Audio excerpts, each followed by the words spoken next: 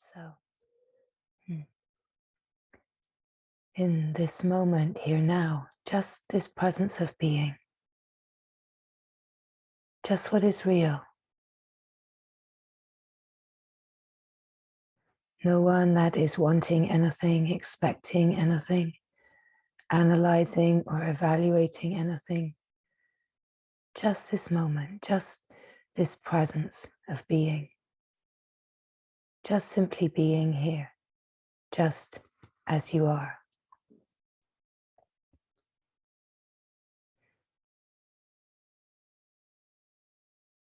Nothing to do, nothing to understand, nowhere to get to. The simplicity of being here so fully.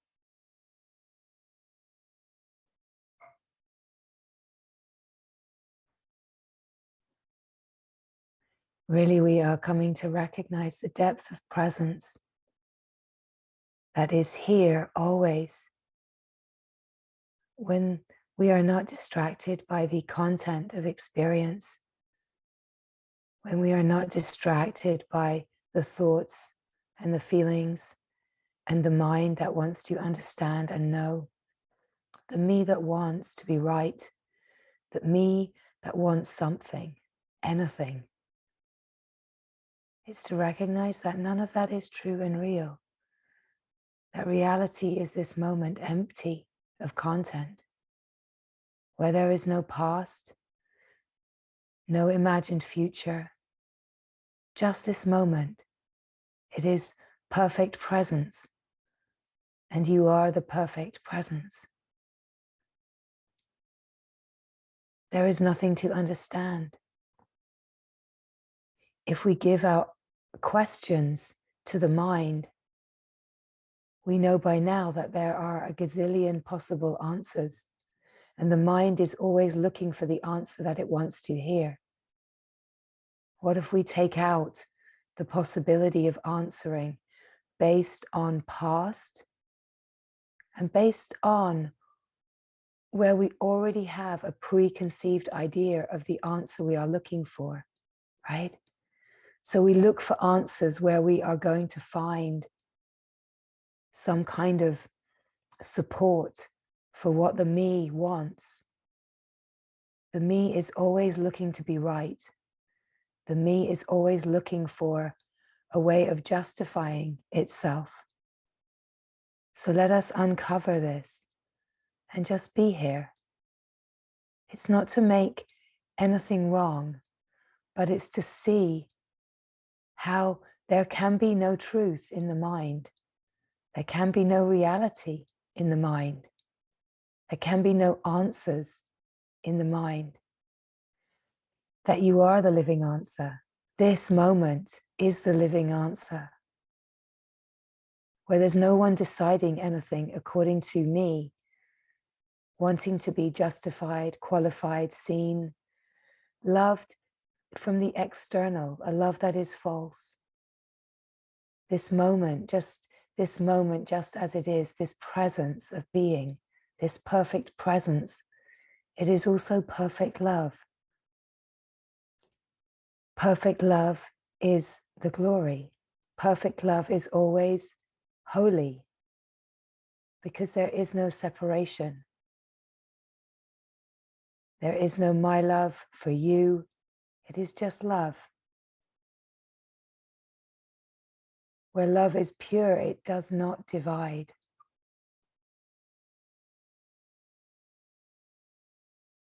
A true meeting in love is to meet before, underneath all of the me's wants and needs through connection.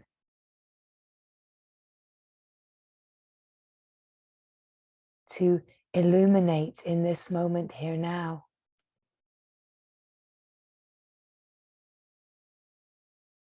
All of the ways that the me wants, hangs on, is fearful, fearing loss, fearing not getting what it wants, fearing doing something wrong. But it is this presence, this deep and holy presence of being, just this moment, just as it is, that really brings us everything that is longed for, really brings us all that we are, in truth, all that is longed for. When we know this deep presence of being as who we are, as pure love, as pure and simple truth, then this moment, just as it is known to be the answer to every question. That here in this moment, this perfect presence, there is no confusion. There can be no confusion. Confusion is always of the mind. It's always of time and space. It's always the mind searching for the best possible outcome for the me. Reality is never confused. Reality is simplicity. And simplicity is this truth of who we are. This perfect presence, this perfect being. That love in truth is always the love of God. The love of God, does that mean your love of God or God's love of you? It is the same in truth, right? Because it does not divide. Love is love is love is love. And love is always God. True love is always God, is pure and is undivided. So the meeting in love is the meeting of love in love with love, knowing love and only love.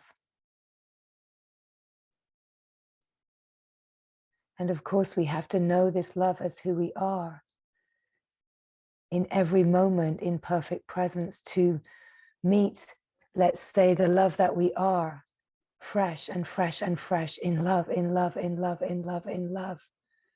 And when this love is known as who we are, then all we see is love.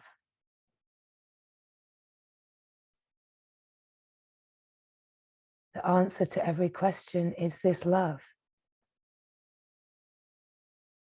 All that we are longing for is this love.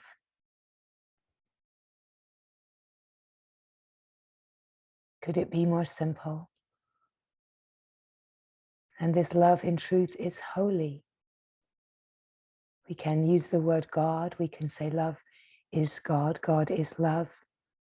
We can say it is mother, divine, holy, sacred. But words don't really matter when we come to the deep felt sense of what love truly is. That love does not own, it does not belong to anyone, and it does not divide.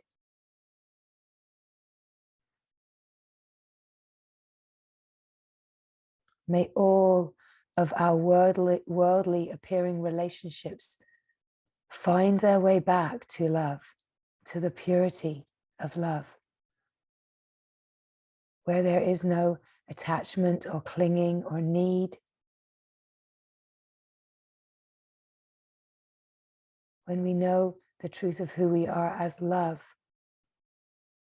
we are given this graced opportunity to strip away all of the ways that we try to carry the purity of love into our roles. We try to carry it into all of our roles and we try to make love fit. We divide love into my love for you, my love as a father, as a mother, as a child, as a friend, as a wife, as a husband, right? We divide it. Let us invite all division back into the remembering of holiness, of true love, the oneness, where we are one and where all love is God, where we can feel this love that is God It is this perfect presence that is undivided, and it is just alive in the knowing of itself and in the love of itself. In a way, love is this alive gorgeousness where there is total openness and no separation. Love is here. Love is always here. And this love is yourself. It is the being. It is the glory. It is holy beyond question.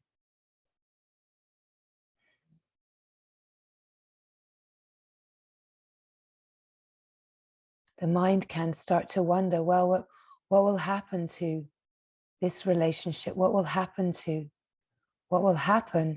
is that love will infuse everything in an undivided way. It actually brings more love to seemingly worldly relationships, because the fears fall away, the manipulations fall away, the expectations fall away, and the meeting is pure and simple. The meeting is not of two. The meeting is just love in love with love. Love loving love. And there's no one that needs, and no one that is dividing, no one that is wanting. And love can just be, just as it is. We could say that the true communion, the true marriage, is our own knowing of ourself, our own union with our God nature, right? Of course, there's not two, so the word union can be a little tricky, because it's not the union of two. It's the remembering of oneness. True union is the remembering of unity, the remembering of the oneness. In a way, the holy marriage is the deep remembering of what we are and our sincere, earnest commitment to rest in this deep knowing of what we are. And here, of course, life still dances. Life still dances in its fullness. And here there is just a resting and a watching. Life will dance to bring forward every thread that feels to be separated or divided, every thread that is conditioned. But every thread is moving in a flow that is a holy trajectory.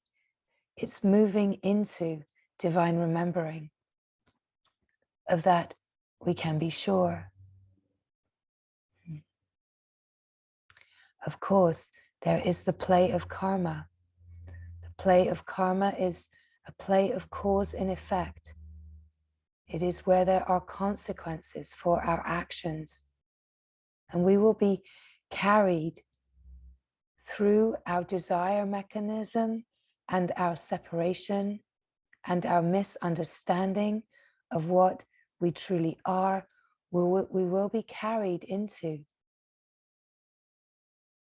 situations that have consequences, and we will be asked to face the consequences of our misguided actions, the actions that happen where we are moving within the play of separation. But it is not a punishment. It is not that anyone has ever done anything wrong. We are asked to meet the consequences of our actions in order to free us from the cycle. So where we recognize that the karmic cycle repeats and repeats and repeats, there is so much grace to recognizing the intelligence of consciousness and how life repeats and repeats and repeats, Because once we start to see this, we actually have the possibility of freedom from it. In the deeper ignorance, in the deeper ignoring of self, there is no awareness of this. There is a blind repeating. There is a deep misunderstanding.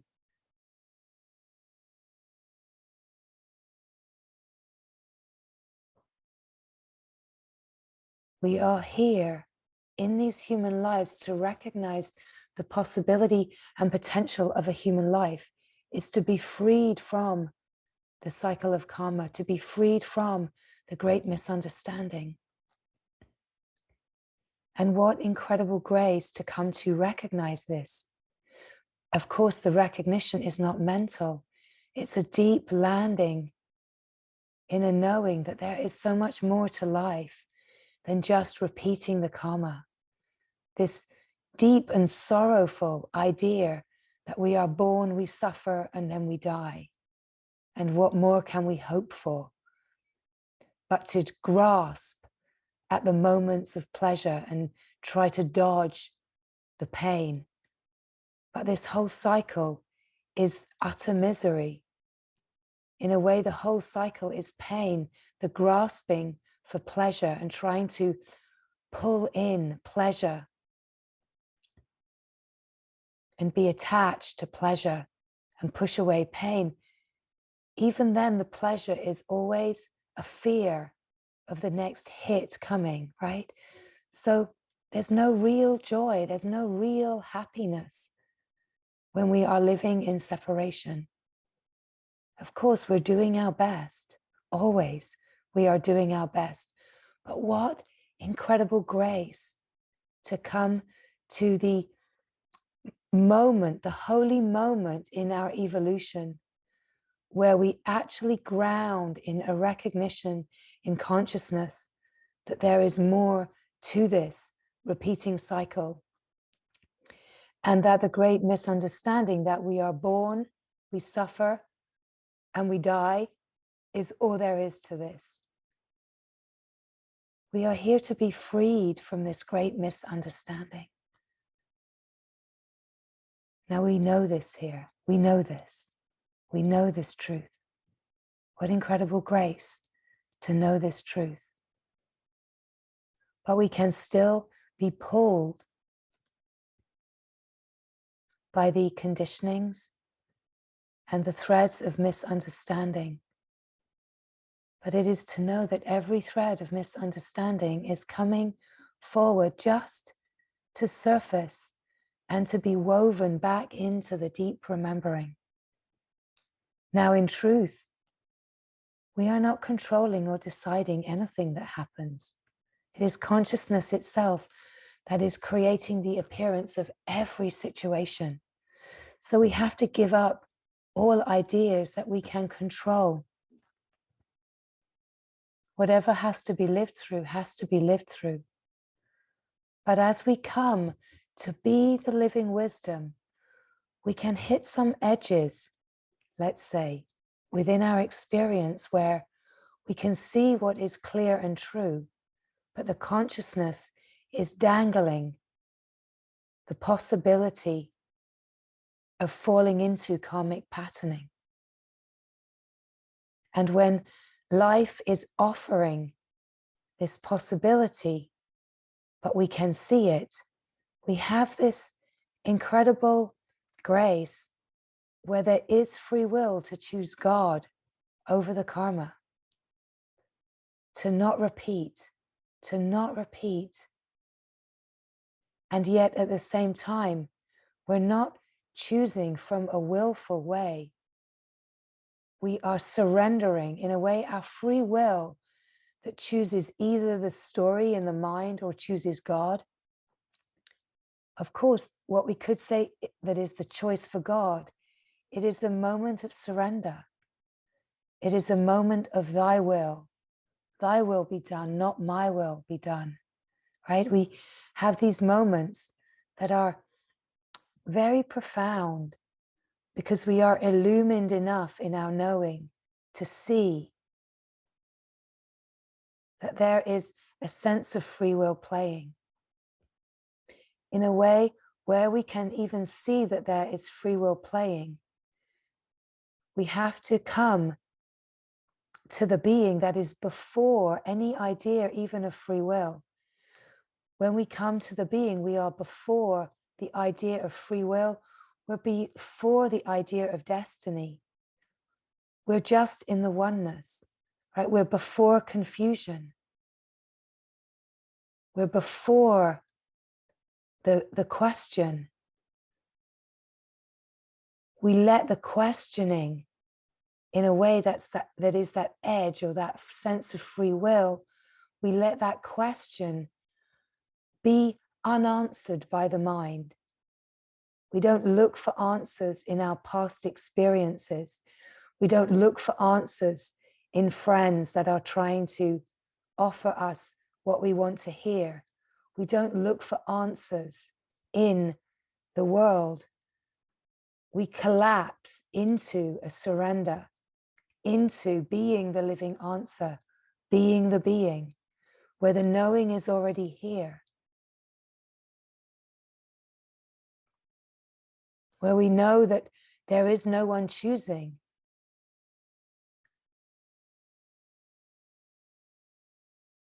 We surrender making a choice.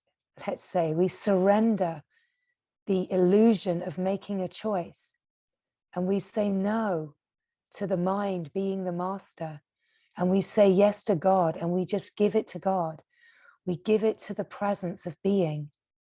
We give it all of the mind's possibilities, those gazillion answers to the question. We give them all to the holy moment, to this moment, here now, where there's no mind that is bringing forward a right answer that the me wants to hear. We just be here in presence, in silence.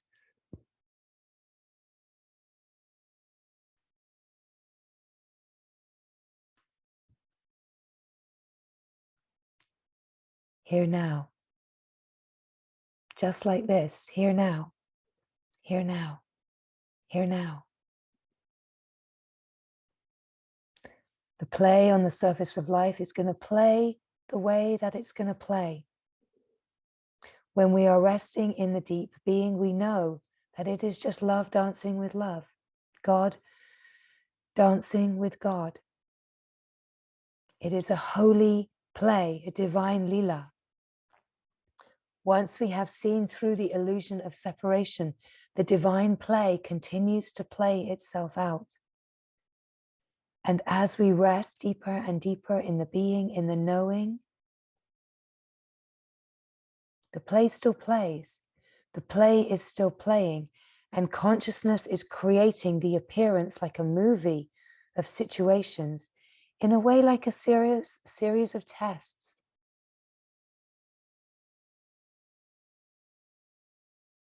Sometimes we will trip. When we trip, there is no one marking the book or judging. It is only our own mind, because it is only our own mind that is thinking. So are we moving from the me that wants? Because in truth, the me that wants, it will create the situations to keep trying to confirm itself and keep itself alive. And the play of karma is a continuation of just keep tripping and tripping and tripping. Oh, it's the way life is. Oh, we're born, we suffer, we die, right? There's this great misunderstanding, but it's not the truth. It's not just the way it is. We have this possibility as the being to zoom out and to see how things are playing. And as we see how things are playing, we have this possibility that where it feels like free will, where we feel like we have a choice, we choose God, we choose the being, we choose silence. And in a way, what we're choosing is choicelessness. We're choosing to not use the mind that is dividing the moment and coming up with options. We're coming to thy will, divine will. We're offering everything that the mind thinks it is and what it can do and what possibilities are. We're offering it all to God, to all to the being, all to the divine. We're handing over the sense of the free will card, the choice card, right? We're handing it over and saying, thy will, not my will. Because we have a depth of seeing. There's a knowing that somehow this is all God, this is all the divine. And it is not my will, that it's all just happening. But we have to come to a deeper and deeper discernment, because the mind can be a little tricky and use that as a way of still perpetuating itself. Well, this is all just happening, so I might as well just trip in this direction, right? Just to get another hit. Of course, it doesn't matter. It doesn't matter. Can keep tripping, can keep nourishing the mind. But once we recognize that what we are here for is the holy possibility of freedom from the cycle of karma, freedom from the desire mechanism, freedom from the illusion of birth and death. We're here to see through this whole play. But of course, there is a divine readiness, a ripeness for this seeing to be in place. And it is this incredible grace where we start to recognize that here now, perfect presence, it wants nothing, it needs nothing. Just simple being is freedom, is love, is wholeness. And when we are resting in this wholeness, the appearance of reality is an undivided wholeness. So let's say that anything can happen on the surface of life, but there's no questioning of it. There's no wondering, is this right? Is this okay? What should I do about this, right? In reality, it's all just happening. There's no questioning. Where there's no questioning, there's no mind. And there's a deep knowing that whatever is happening is the divine will. And this is a flow of open, transparent honesty. And yet it can play out in ways that we could say the mind cannot imagine. We can be carried into explorations.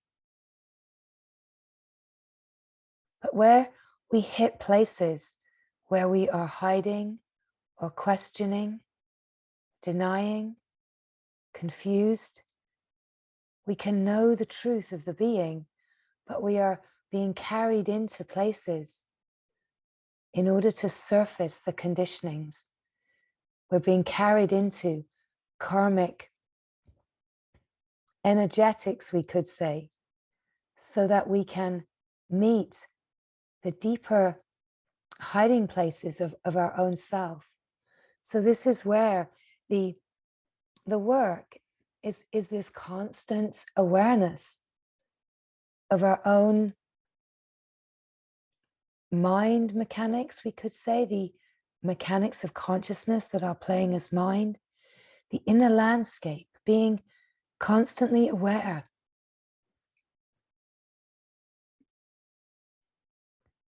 of the inner landscape, being still and watching, being silent and aware. Because this is the awareness of being. This is the perfect presence. Just being still and watching, being this undivided moment just as it is. Recognizing that there is a simplicity to this. where there's recognition of the simplicity, recognition that there's no me that wants anything, there are no questions, that there's just a deep and simple resting.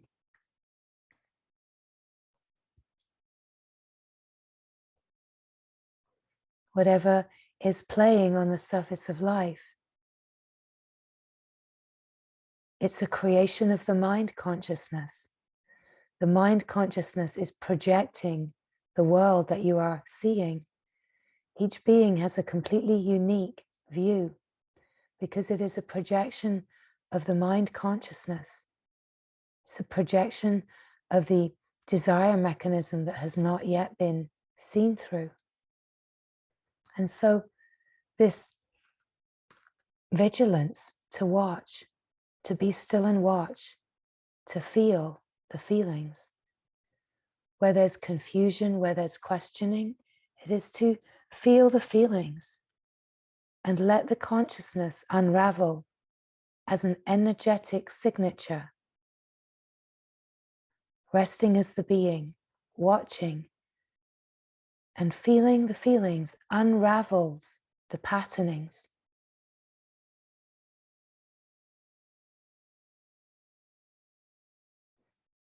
Nothing is wrong.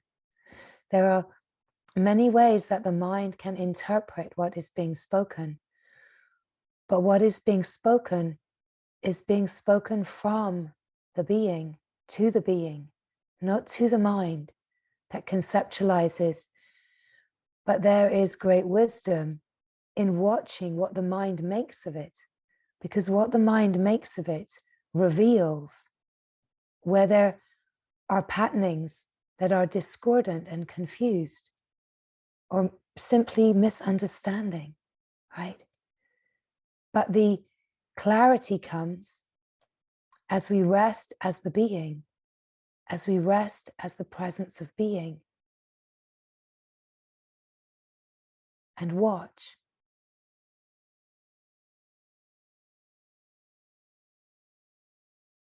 The clarity is here in the being. The clarity is not in the mind trying to find answers. So we are revealing that when the mind is trying to answer the question, it has a bias in where it looks for answers, and even in the options that it gives itself. Even if it gives itself many different options, the options are still selected within a limited palette. There's still a bias there, and the options are still within the scope of what the me finds acceptable. But when we come to the surrender, it might be that the me doesn't really want the option of just resting in the being, because the me wants the drama. The me wants to perpetuate itself in drama, in story. And in a way, the more messy, the better for the mind, because it loves to be in drama. It loves a story. But as we open more deeply to this being, and we come to this sense of free will or an edge or illumination of an arising karmic pattern, we have this possibility to not make a choice based on the limited selection of options, but to give it to God. Come to holy presence, come to this moment, be free of the mind's mechanics that are trying to decide and understand. Feel all of the feelings that are in the field. Let there be discombobulation. Let there be a sense of disturbance in the field, if that is what is here. But just allow as the being, when we keep surrendering into where the sense of free will seems to be offering us choices, let the surrender be thy will, not my will. And The surrender brings us just to the felt sense of presence, just the remembering of union, just to love, where nothing more is needed. And hear the surrender that knows that life will play itself out the way that it needs to play itself out, and that nothing is wrong, and there's no mind that is judging. That if we trip, we trip, we scrape our knees,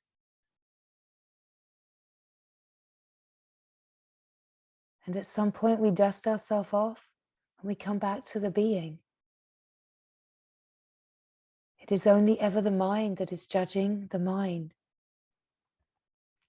And so the constant invitation of the moment is to surrender all projections and come to the presence of being that is reality. Come to the love that you are, that needs nothing. And hear all that is in the play of your life, in a way, the relationships. It's to decommission the specialness and the roles that we play. Decommission the playing out of dynamics in relationships by surrendering it all to love. Illuminating when there are fears that come up, illuminating where we recognize attachments, and allowing to feel all of the feelings that release a sense of attachment and specialness. Surrender it all to love. Surrender it all to God. And in a way, we let every relationship be God, be love, be an offering. But even to make it an offering can have a sense of it being a step away from being that. But where we feel like we have that possibility, we offer it. We let it be in service to the glory by letting go into thy will. Whatever is the true movement, whatever is in divine service, and the willingness to live through. It could be that a relationship comes in and we're actually terrified of trusting, but somehow divine will is bringing something in.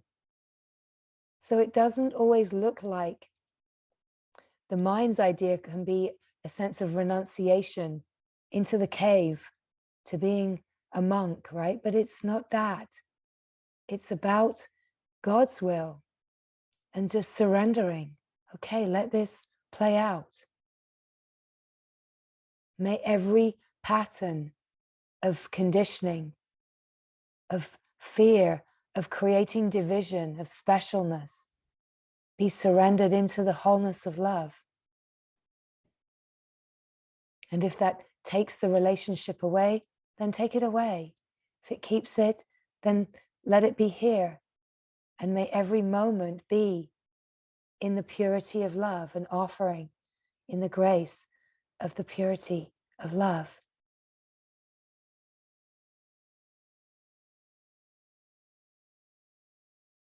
May there be this incredible opportunity to illuminate all of the ways that there can be subtle division.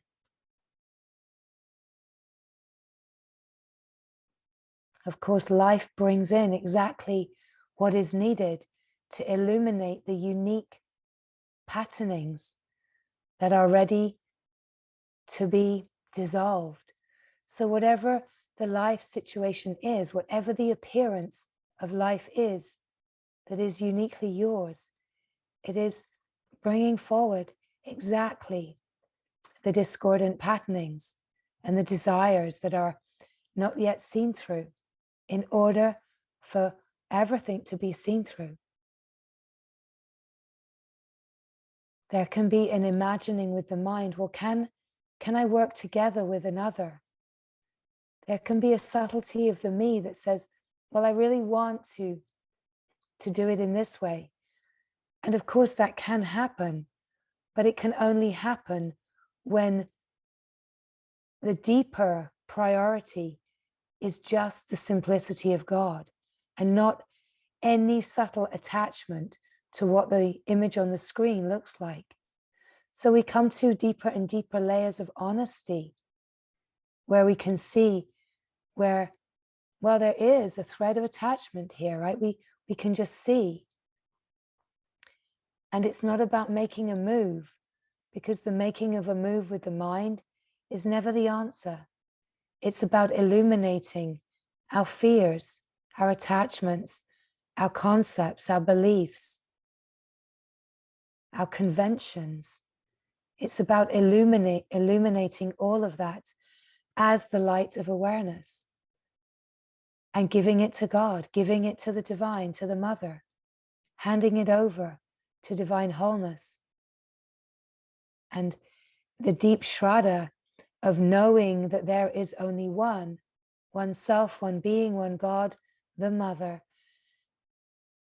that everything is playing in order for a deep transmuting, transformation, and purification of the desire mechanism that creates the sense of separation and perpetuates the play of karma, in order that as a being, there is a coming to know the being and living as the being, the one in the oneness, the remembering of oneness.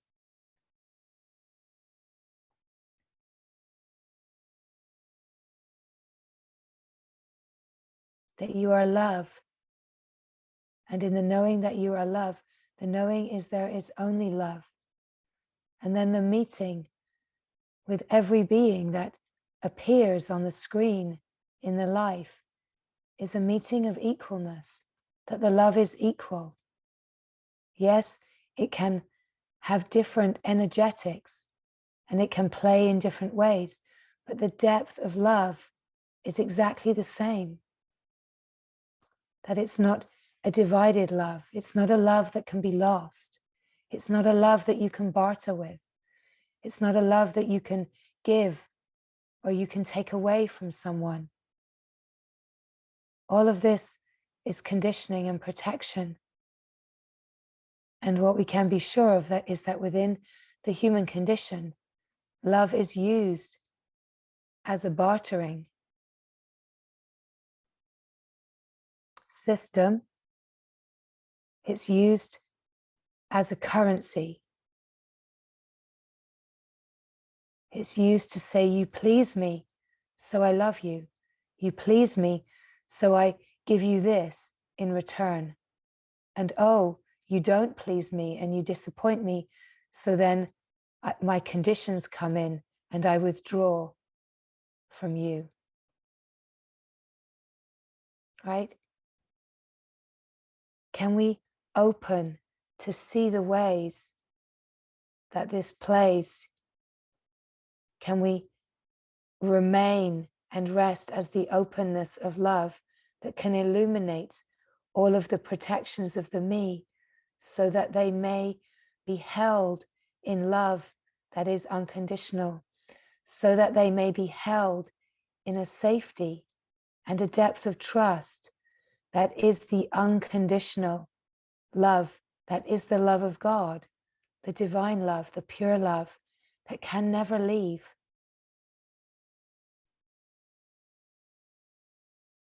Let us say in the play on the surface and the play of human love, we will always be disappointed if we are divided.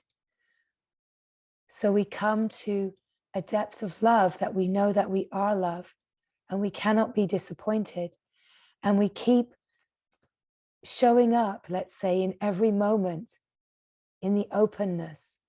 And we illuminate when protection comes in. And we hold a presence and unconditional loving openness when protection shows up.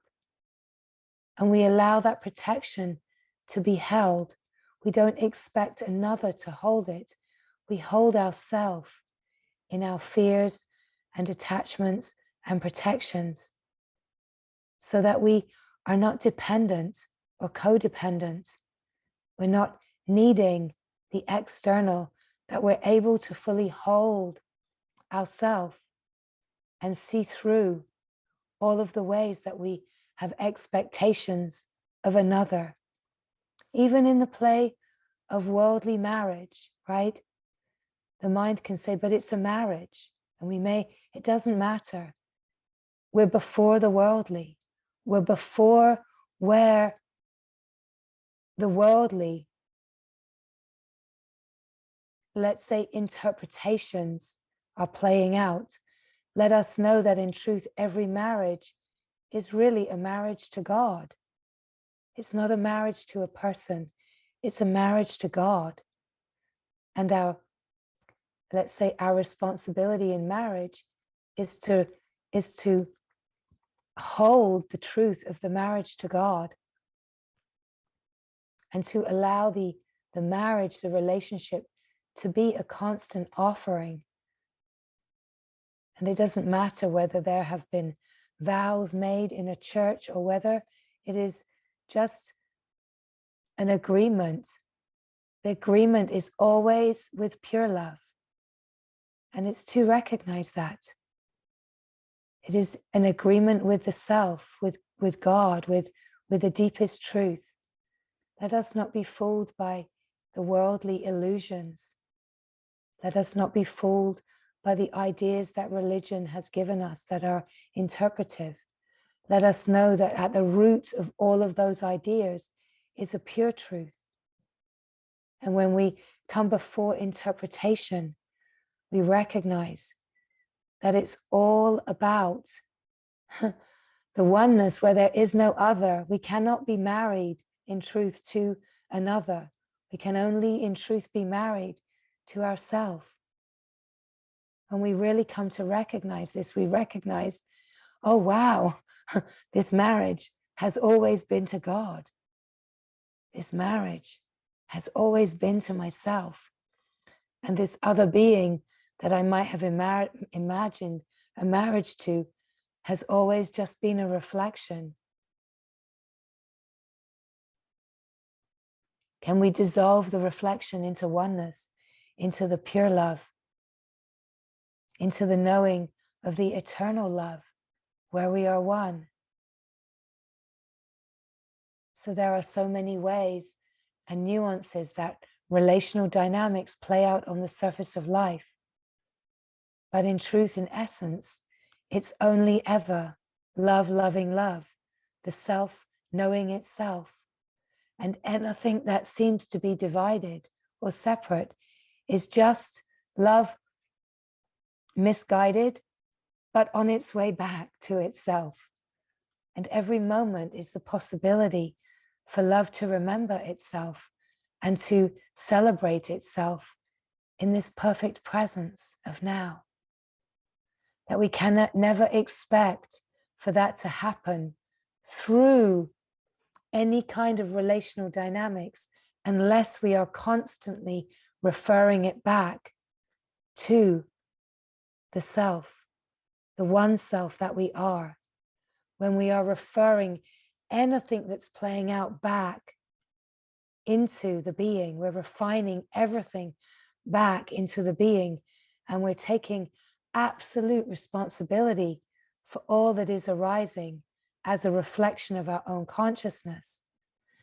Then we're really starting to unfold deeper into our own innermost realms of possibility, of surfacing and unguarding and unprotecting, and seeing that the grace of all relational dynamics is the possibility of seeing through separation and specialness and dissolving into the remembering of oneness.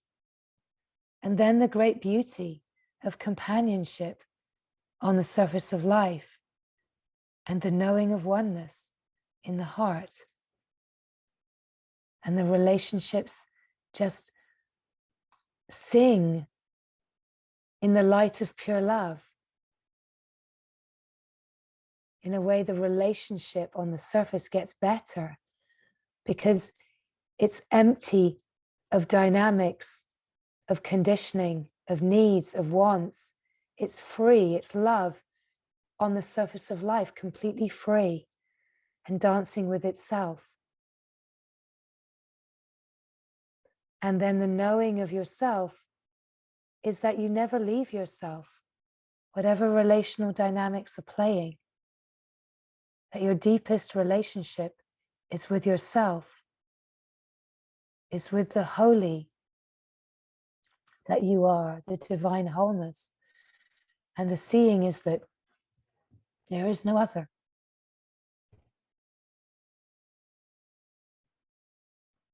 So the way that this appears on the surface is so varied and nuanced.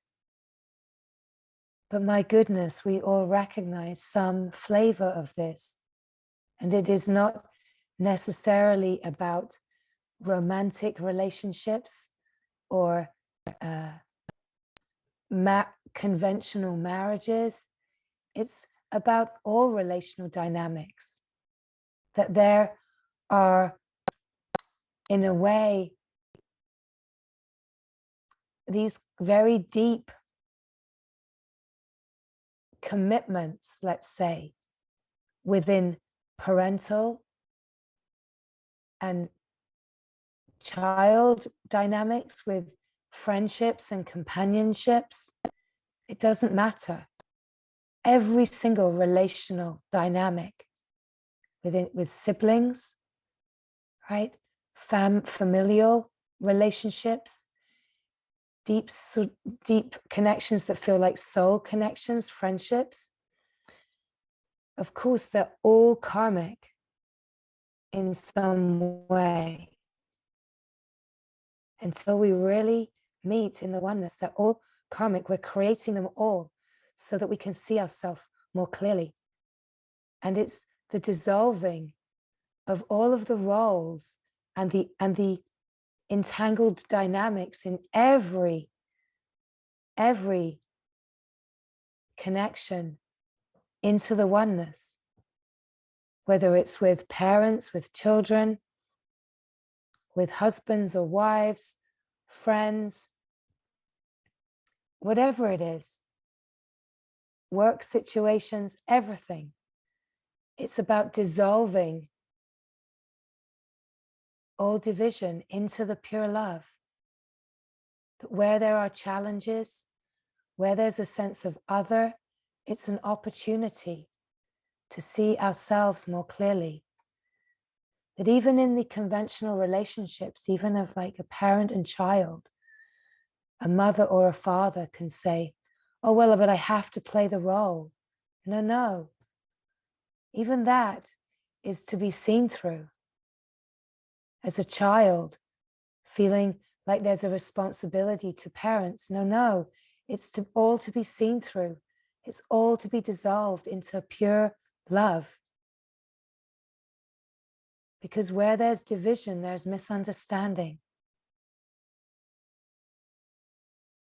The mind imagines that certain kinds of dynamics and responsibilities are just a part of life. But it's not true.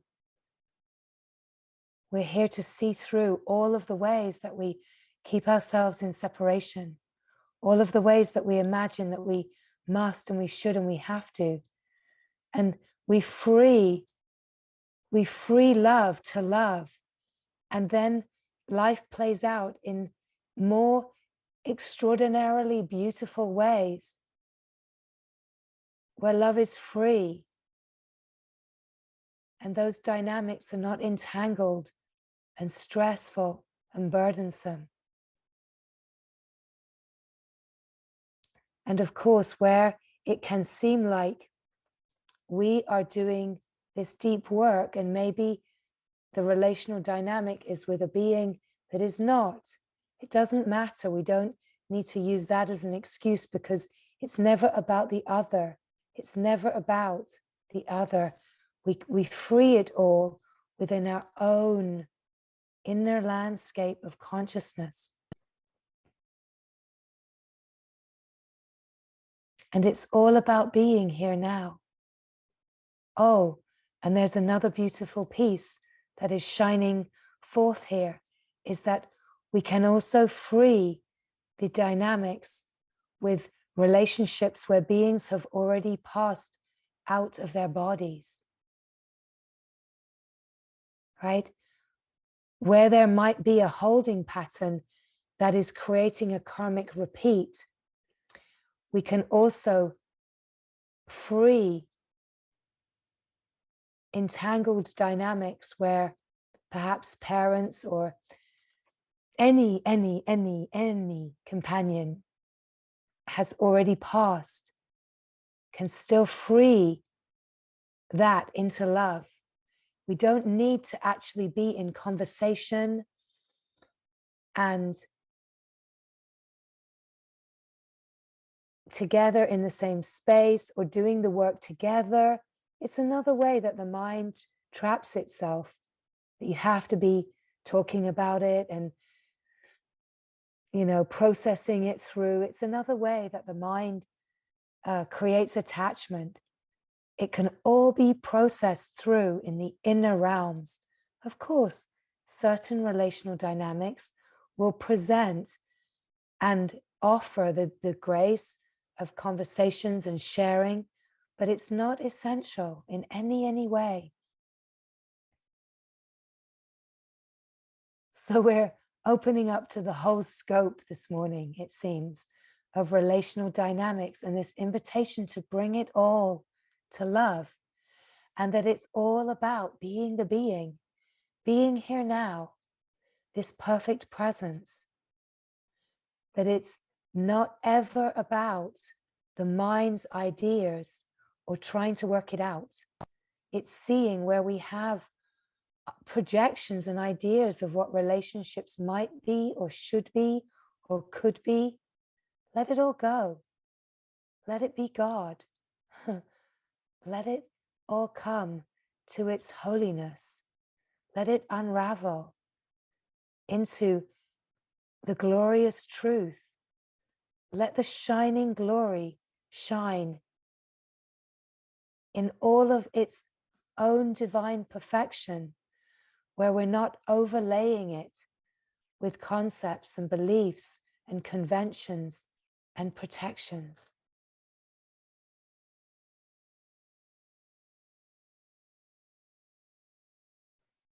How beautiful. How beautiful. We all are shining in and as this love right now. The openness, the freedom, the glory. That the love between us is the one love.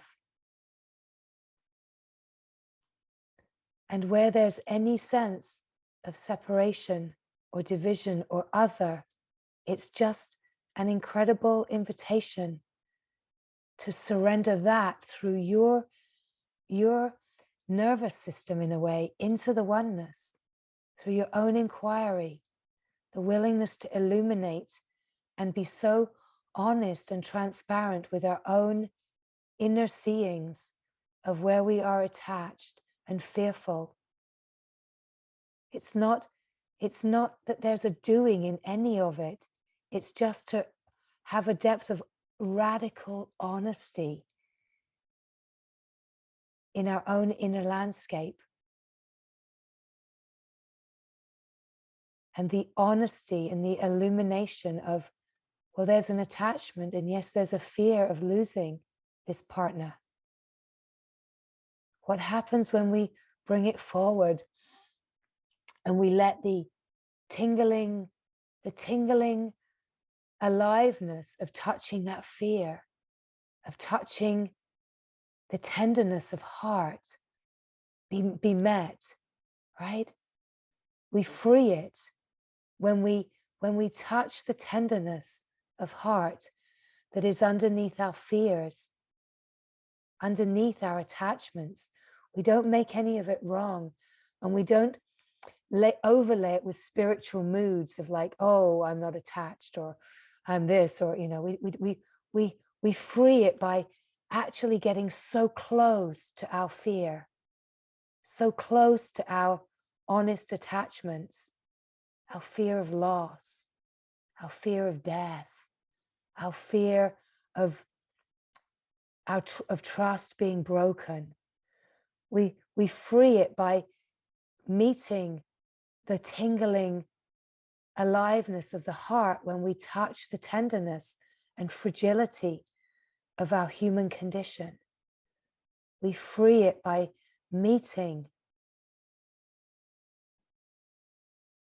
what we are afraid of, where we don't trust, what we want to push away, by meeting these deep held places as they are ready to come forward. We don't have to go digging around for them.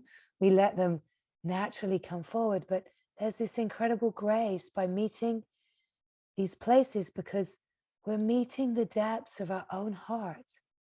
We're meeting the depths of our own protection, of our own needing and wanting, right?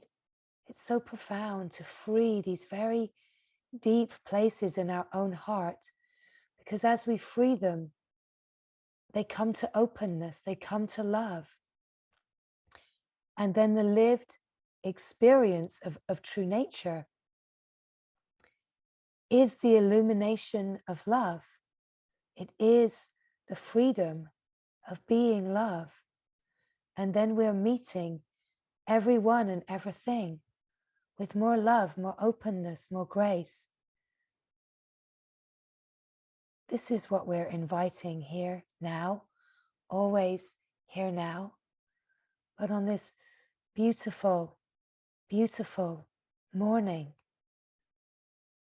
we are inviting the light, the beaming sunlight of the being into all of our heart spaces, all of our human heart spaces. We are allowing the infinite heart light that is divine and free and one to flow into all of the places that protect and misunderstand. You know, it is our own misunderstanding that creates the appearance of being misunderstood. And the great understanding is to understand that you are holy, that you are beautiful, that you are love, perfect and free, and you do not need to protect yourself and hide the shining glory of the beauty that you are, that you can be free to shine in this moment.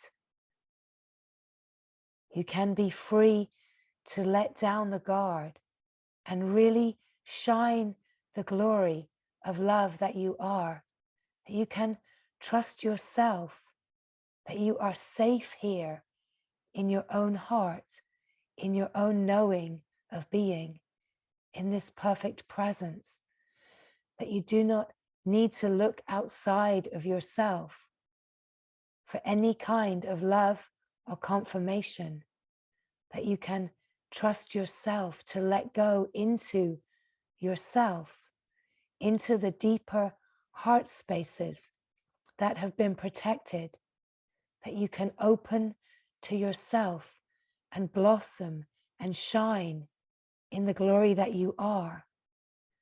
And then too, this reflection of your own trust and understanding of your true nature starts to be the reflection of the life, embodied reality, embodied love, embodied light, embodied truth.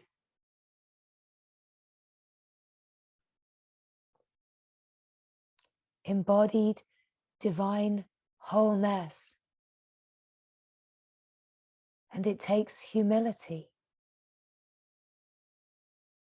It takes humility to receive the love that you are, receive the holiness that you are, the wholeness, the whole unconditioned love that you are, the whole holiness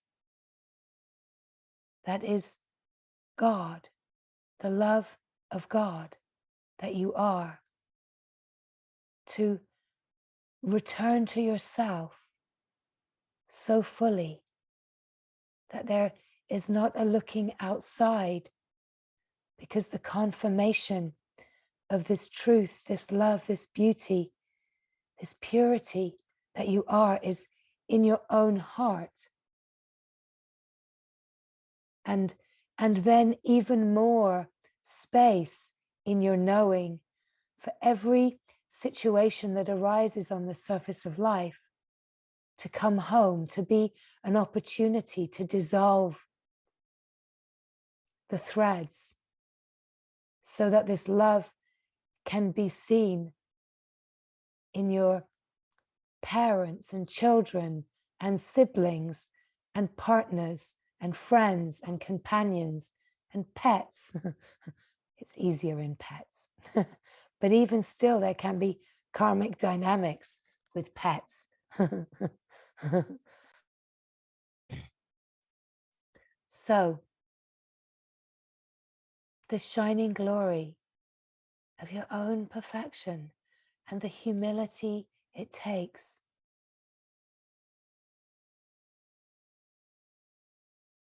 to receive your own perfection, your own love, compassion for yourself, love for yourself, the depth of acceptance and allowing of all that you are, quirks and foibles included, protections and conditionings included, knowing that everything is in this river of grace, this flow of momentum, heading back to the ocean that is the bliss of being.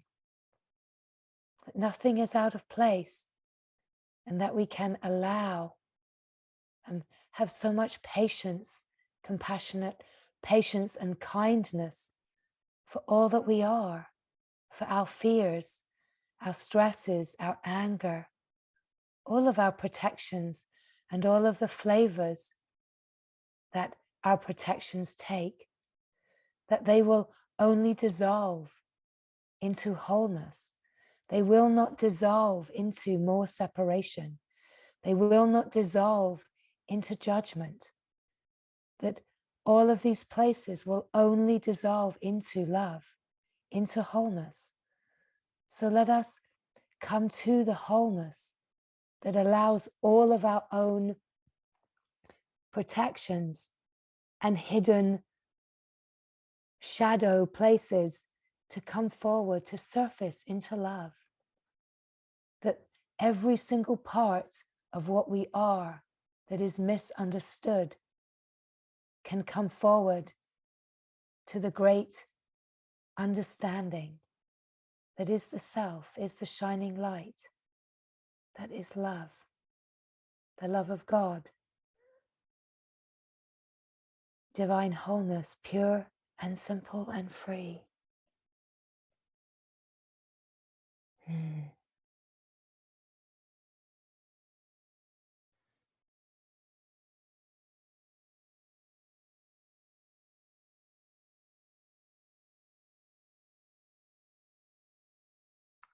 That the soft and tender places are welcome.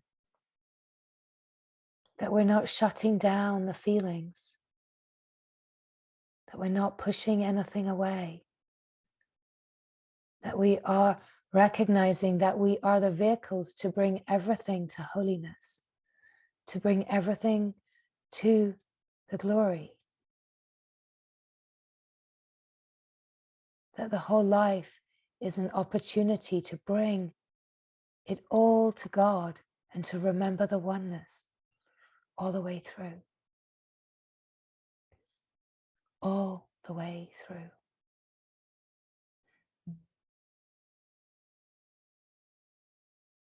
Mm.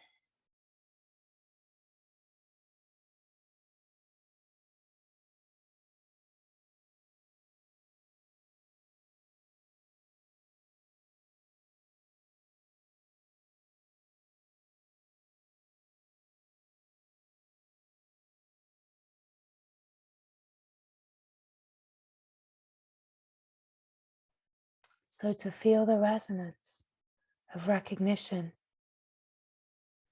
the resonance of recognition is in the felt sense of being, the stillness, the silence, the deep peace that is unmoving. This is the being. But it's also the resonance of recognition in the intelligence of consciousness that is illuminating the patterning that plays as misunderstanding. And as we illuminate the patterning of misunderstanding, the laws of nature, we bring the misunderstanding to the light. So where there are these moments of recognition of the aha, or oh yes, or you recognize how these dynamics play in the life, it brings it to the light, it illuminates it. And what illuminates it is the aware being that you are in true essence nature. And this is where the magic of transmutation happens. That everything is welcome. And the felt sense of being this moment is just openness. Nothing is pushed away, nothing is denied. And in the openness, there is this great relaxation into a deeper recognition of essence nature. That you are here just as yourself, unguarded, as a wide open heart that is true and free, can feel the wholeness. That there is, in this moment, no need of anything external. Because the wholeness is felt. And here, the oneness and the love with all the ones you love is in your own heart. Can feel it inside as love pure and simple and free. That every one that you have relationship with is the love in your heart. That the love is the same love and it's in your heart. It's the love that you are. The oneness. The one love. The one love that is pure and simple and free.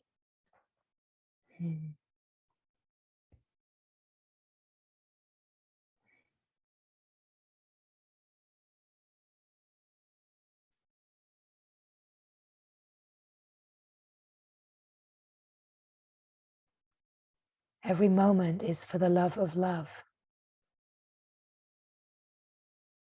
Every moment that feels like there's a choice, feels like there's free will, let it be for the love of love.